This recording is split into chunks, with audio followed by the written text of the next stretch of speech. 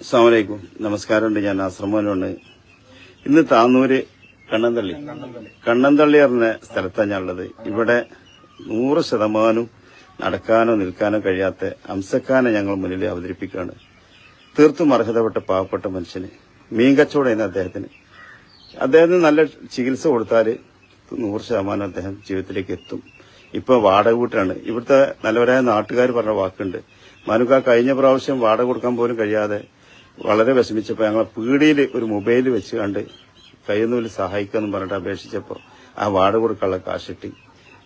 എന്തായാലും നമ്മുടെ മുന്നിൽ ഈ പാവപ്പെട്ട മനുഷ്യനെ, ഈ മത്സ്യത്തൊഴിലാളി, അതായത് മത്സ്യം വിൽക്കലായിരുന്നു ജോലി, നമ്മളൊക്കെ ഒന്ന് മനസ്സ് വെച്ചാൽ അദ്ദേഹത്തിന്റെ ജീവിതത്തിലേക്ക് എത്തിക്കാൻ കഴിയും. വാടക കൊടുക്കാനോ ചെലവിനോ ഒരു വകുപ്പില്ല.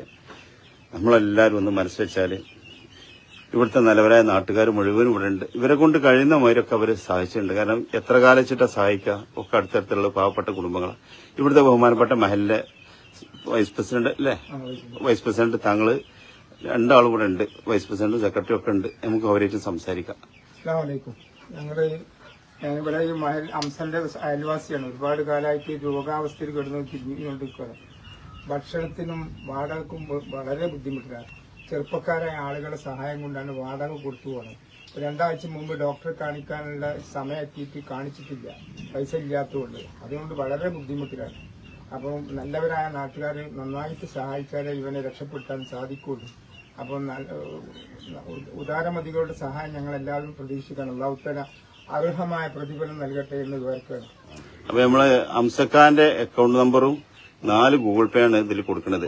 അത് ഇവിടുത്തെ കമ്മിറ്റിക്കാരാണ് എല്ലാ കാര്യങ്ങളും നോക്കേണ്ടത്. അംസക്കാരന്റെ ചികിത്സന്റെയും അംസക്കാർക്ക് ഒരു കൂരുണ്ട്. കാരണം ഇവിടുത്തെ ഒരു നല്ല മനുഷ്യനായി അദ്ദേഹം 2.25 സെന്റ് സ്ഥലം അദ്ദേഹം എടുത്ത വിലക്ക് ലാഭമൊന്നും ഇല്ലാതെ കൊടുക്കാന്ന് അദ്ദേഹം പറഞ്ഞിട്ടുണ്ട്. കാരണം അപ്പൊ അതിനൊക്കെ ഫണ്ട് വേണം. ഇപ്പൊ അദ്ദേഹത്തിന് വാടകയിൽ നിന്ന് ഒഴിവാനും ചികിത്സ കിട്ടാനും അതിനൊക്കെ നമ്മളെ നല്ല മനുഷ്യരെടുത്ത് എത്തട്ടെ, അല്ലേ, സഹായിക്കട്ടെ. അതിന് മുന്നോട്ട് വന്നാൽ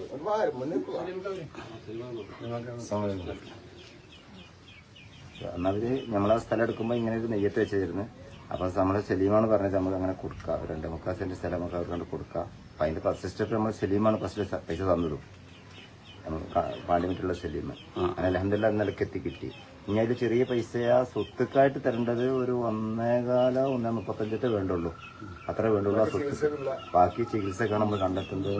പിന്നെ അതിൽ ചികിത്സയാണ് ഇപ്പൊ നമുക്ക് ആവശ്യം. വീടും വേണം, ചികിത്സ മാത്രം പോരാ, ഒരു വീടും കൂടി അതിലെങ്ങനെ വാടക ഇല്ലാതെ ഒരു വീട്. 5000 റുപ്യാണ് ഈ ചോർന്നൊലിക്കുന്ന വീടിന്. കഴിഞ്ഞ പ്രാവശ്യം ഞങ്ങളാൾ വേദനിച്ചിട്ടാണ് ഈ വാടക